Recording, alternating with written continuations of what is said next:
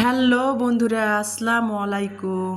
কেমন আছেন আপনারা সবাই? আশা করি ভালো আছেন, সুস্থ আছেন, সবাই সবার পরিবার পরিজনকে নিয়ে। হোক আলহামদুলিল্লাহ, আল্লাহর অশেষ রহমতে আমিও ভালো আছি। বন্ধুরা, আজ 3 দিন ধরে ভিডিও দেওয়া হয় না। এমার্জেন্সি কাজে আমি বাড়িতে গিয়েছিলাম গোবিন্দগঞ্জে। আর শাশুড়ির হাত কেটে গেছে। হাতের যে আঙ্গুলটা, কনিষ্ঠ আঙ্গুলটা কেটে হাড় কেটে গেছে আর কি, 7টা সেলাই হয়েছে। তো হঠাৎ খবর পেয়ে সেই জন্য আমি আর কি চলে গিয়েছিলাম 2 মেয়েকে নিয়ে। ইলমার বাবা তো আমাদের সাথে থাকেই না, তো 2 মেয়েকে নিয়ে চলে গিয়েছিলাম। সেজন্য আর কি 2 দিন ধরে ভিডিও দেওয়া হয় না। বন্ধুরা, আপনাদের পরিবারও ঠিকমতো বেড়াতে যেতে পারতেছি না। তো প্লিজ বন্ধুরা, এখন আশা করি আজকে থেকে কন্টিনিউ করব, আপনাদের সাথেও কন্টিনিউ থাকার চেষ্টা করব বন্ধুরা, প্লিজ। তো যাই হোক বন্ধুরা, এই যে গ্রামগঞ্জের আর কি, যেহেতু গ্রামে গিয়েছিলাম, গ্রামগঞ্জের হাট বাজারে কিছুক্ষণ আর কি ঘুরলাম, সময় কাটালাম।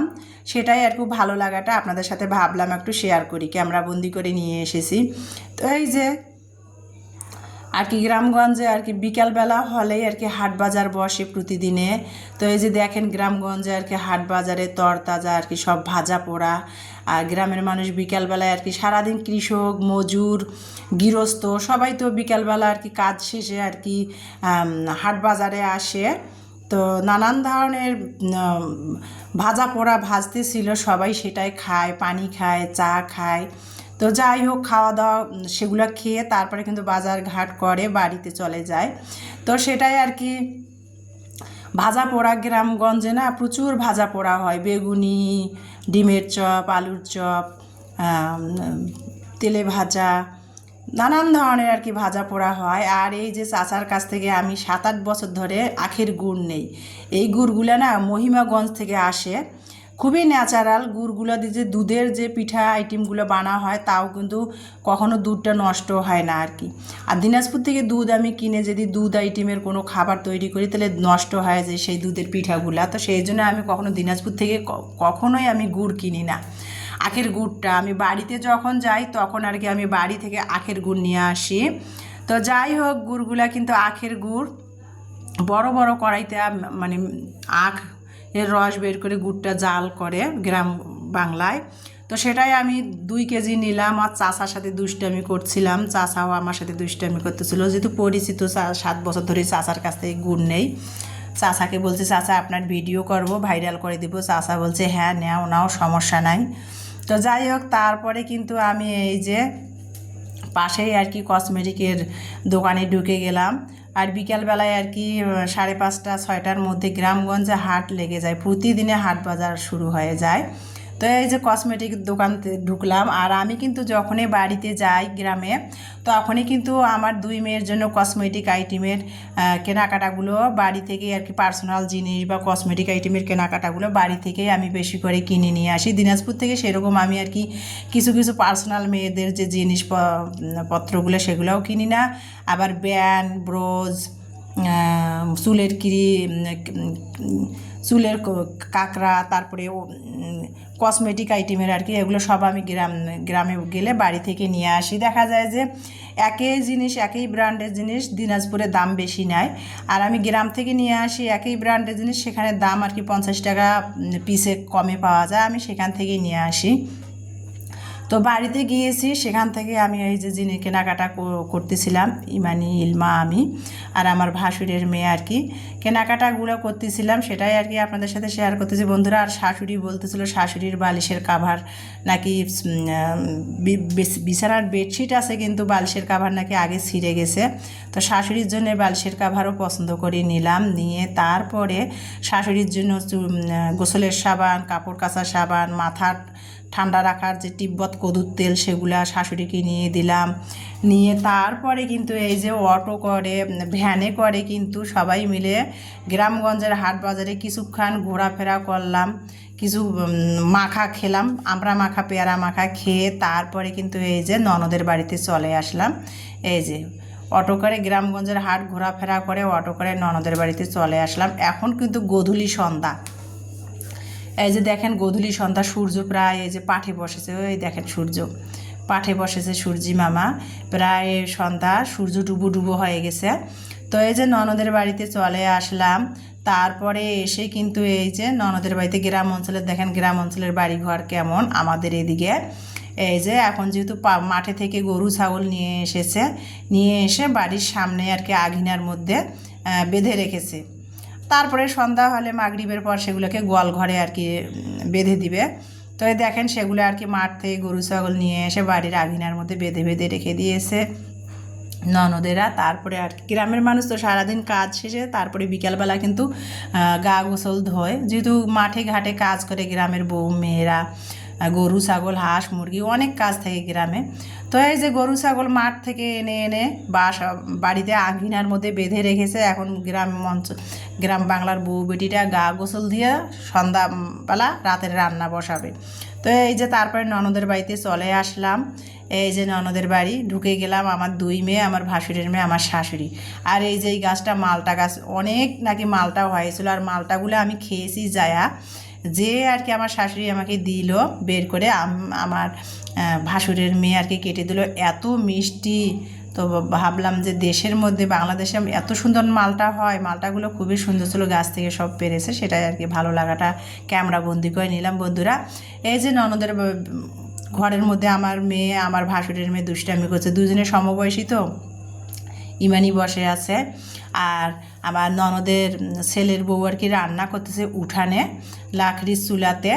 তো যাই হোক, আর চুলার রান্না তো খুবই মজা, খুবই সুস্বাদু। তো রান্না করতেছে রাতের জন্য। তো এই যে ননদের ঘরে আর কি ফ্যানের বাতাসে বসে গল্প গুজব সবাই মিলে করতেছে। আর আমার ননদ সারাদিন কাজ শেষ করে এখন মাগরিব প্রায় হয়ে আসছে, 6:30 বাজে, গোসল করতেছে আমাদের বসে রেখে। আমরা গেলাম ফ্যানের বাতাসে বসে সবাই গল্প করতেছিলাম।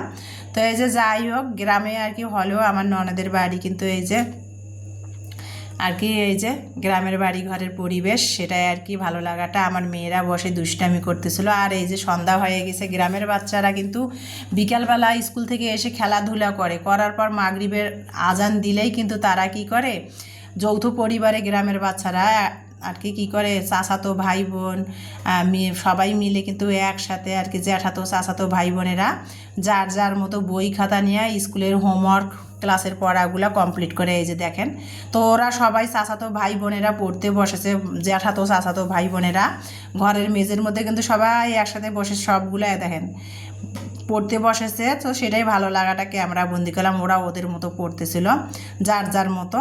আর আমরা যেমন শহরে বাচ্চাদের কিন্তু পরে করে পড়া একবারে পাশে বসে পড়াতে হয়, গ্রামের বাচ্চারা মায়েরা কিন্তু রান্না করতেছে চুলায় উঠানে, আর বাচ্চারা ঘরের মধ্যে কিন্তু যার যার মতো করে সবাই ক্লাসের পড়া নিয়ে বসে পড়েছে, বই পড়তেছে। আর এদিকে তারপরে এখন রাত 8টা বাজে, ননদে আর কি রান্না করলো। আমরা তো আমার ননদের জন্ডিস হয়েছে, সেটা ননদের বাড়ি আর কি গিয়েছিলাম একটু ক্ষণিকের জন্য। তো তারপরে ননদ গরুর মাংস রান্না করেছে, আর এখানে আর কি খেসারির ডালের বড়া ভাজছে। তো সেটা দিয়ে আর কি রাতে খাওয়া দাওয়া করে রাত 8টা বাজে তারপরে আমরা চলে আসব। তো সেটাই আর কি ক্ষণিকের জন্য গিয়েছিলাম গ্রামগঞ্জের হাট ঘুরে টুরে ননদের বাড়িতে যেয়ে ননদের বাড়িতে উপস্থিত খাওয়া দাওয়া করলাম, গরুর মাংস খেসারির ডালের বড়া। আর গ্রামে তো এই যে গ্রামে শুকনা সিদ্ধা যে ন্যাচারাল, যে গ্রামের চাল যে ন্যাচারাল মেশিনে শুকনা সিদ্ধ করে, যে ধানগুলো সিদ্ধ করে যে ভাতগুলো, সেই ভাতগুলো কিন্তু খুবই সুস্বাদু লাগে, যেহেতু অটো মেলের চাল না, সেগুলো গ্রামের মেশিনে শুকনা সিদ্ধ করে চাল ভাঙায়, সেই চালের ভাত কিন্তু খুবই সুস্বাদু লাগে। তো এই যে যাই হোক, সেটা আর কি ননদের বাড়িতে খাচ্ছি। আর আমার ননদ বসে আছে আর আমি দুষ্টামি করতেছি যে আপা আপনার ভিডিও করে আমি ভাইরাল করে দেবো, দুষ্টামি করতেছিলাম। ননদ আমাদের পাশে বসে খাওয়াচ্ছিল। তো যাই হোক বন্ধুরা, ননদের বাড়িতে যে খেসারির ডালের বড়া আর গরুর মাংস দিয়ে রাত 8টা বাজে খাওয়া দাওয়া করে তারপরে চলে আসলাম আমার ভাসুরের বাড়িতে। তো সেটাই আমার ভালো লাগাটা, খেতে বসে সেটাই একটু ক্যামেরা বন্দি করে নিচ্ছিলাম বন্ধুরা। আর গ্রামের পরিবেশে ফ্লোরে বসে পাটি পেরে বসে ভাত খাওয়া, সবাই মিলে খাওয়ার মজাই কিন্তু আলাদা। তাই যে ননদ আদর করে সবাইকে আর কি মাংস তুলে বেড়ে দিচ্ছিল আর কি বাটিত করে এনে। তো সেটাই খাচ্ছিলাম, আমার ভালো লাগাটা শেয়ার করতেছিলাম। এই যে সবাইকে প্লেটে প্লেটে আমার ননদ গরুর মাংস তুলে দিচ্ছিল, ভাত বেড়ে দিচ্ছিল, পাশে বসে খাওয়াচ্ছিল। তো তো সেটা আর কি নিচ্ছিলাম, ফ্লোরের মধ্যে সবাই বসে খাচ্ছিলাম, ভাসুরের মেয়ে, আমার 2 মেয়ে, ননদ, আমার শাশুড়ি আর ননদের 2 ছেলের বউ আর কি উঠানের মধ্যে অন্যান্য কাজগুলো করতেছিল। আমরা যেহেতু চলে আসবো সেই জন্য আমাদের খাওয়াই দিল। তারপরে এটা আজকে ভিডিওটা ছিল গতকালকের, আর এটা আজকের ভিডিও। আজকে রোজ রবিবার। তো এই যে আমি একটু গোবিন্দগঞ্জে আর কি আসছি, আমার বাড়িও যেহেতু গোবিন্দগঞ্জে, কিন্তু গোবিন্দগঞ্জে একটু শহরে আসছি, বাড়ি থেকে একটুখানি শহরে। সোনালী ব্যাংকে আমার একটা এমার্জেন্সি সঞ্চয়পত্র করা ছিল, আর সেটা আর কি মেয়াদ শেষ হয়ে গেছে, সেটাই আর কি আবার নতুন করে রানিং করার জন্য আমি গোবিন্দগঞ্জ সোনালী ব্যাংকে এসেছিলাম। যদি এখান থেকে আমি সঞ্চয়পত্র করেছিলাম, তো সোনালী ব্যাংকের কাজটা সেরে তারপরে আমি বাসায় আসবো। দেখেন মানে ঢাকা থেকে বগুড়া রংপুর ফ্লাইওভার হচ্ছে রাস্তায়, তো সেটারে কাজ হচ্ছে। আর এই যে কীরকম মানে পাইপ দিয়া কারেন্টের মাধ্যমে আর কি মাটির পিলার যে করতেছিল আর কি।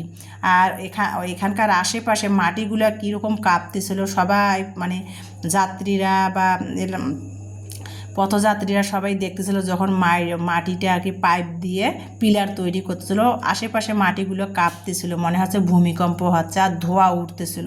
তো সেটাই একটু ভিডিও করে নিলাম, কি পরিমাণ আশেপাশে মাটি বিল্ডিং কাঁপতেছিল ফ্লাইওভারের জন্য যখন পিলারগুলো এই যে সেটিং করতেছিল তখন আর কি। তো যাই হোক, তারপরে একটু মার্কেটে চলে আসলাম, গোবিন্দগঞ্জ রাজমতি সুপার মার্কেটে আসছিলাম। ইমানি নাকি জুতা কিনবে, নতুন জুতার মডেল বের হয়েছে। আমার ভাসুরের মেয়ে দেখে ইমানিরও শখ জাগছে ওই রকম চায়না জুতা ও কিনবে, ওর বাবা যদি এই ধরনের জুতা কিনে দেয় না, তো বলছে কিনবে। তো যাই হোক, তারপরে গোবিন্দগঞ্জ রাজমতি সুপার মার্কেটে আসলাম, এসেই আর কি তারপরে ইমানি জুতা দেখতেছিল। এই যে এগুলো চায়না জুতা, এগুলো 350 টাকা করে আর কি। তো যাই হোক, ইমানি দেখতেছিল জুতাগুলো ওর পায়ের সাথে হচ্ছে কিনা। তারপরে জুতাগুলো দেখে এখানে আর কি পছন্দ হলো না, আর এক দোকানে আসলাম। ইমানি বারবারে ঘুরে ঘুরে ওই জুতাগুলোই দেখতেছিল, ও নাকি নিবে, ওর এত পছন্দ হয়েছে।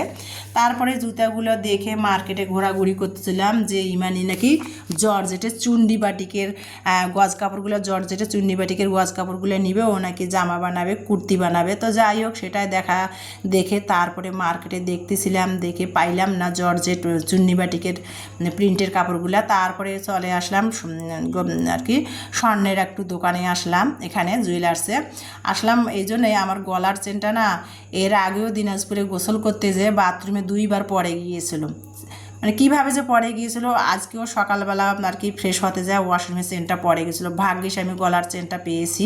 তো যাই হোক, সেটা আর কি স্বর্ণকারের দোকানে বলছিলাম যে আমার গলার চেনের যে লকটা আছে না, সেই লকটা আর কি চেঞ্জ করে দিতে, আর ওই পরিমাণে কত টাকা কেমন কি দরদাম করে আর কি চেনটা দেখাচ্ছিলাম। তো সেখানে আসলাম, আর ইলমার জন্য একজোড়া কানের দুল আর কি বানাবো, সেটাও দরদাম করছিলাম। বর্তমান স্বর্ণের ভরি কত আর কি বলতেছিল, তো বর্তমান স্বর্ণের ভরি 1,75,000 টাকা। স্বর্ণ বানার নাম তো ভুলেই যাওয়ার লাগবে বন্ধুরা। তো যাই হোক বন্ধুরা, ভিডিওটা আজকে এই পর্যন্ত, সবাই ভালো থাকবেন, সুস্থ থাকবেন, আল্লাহ।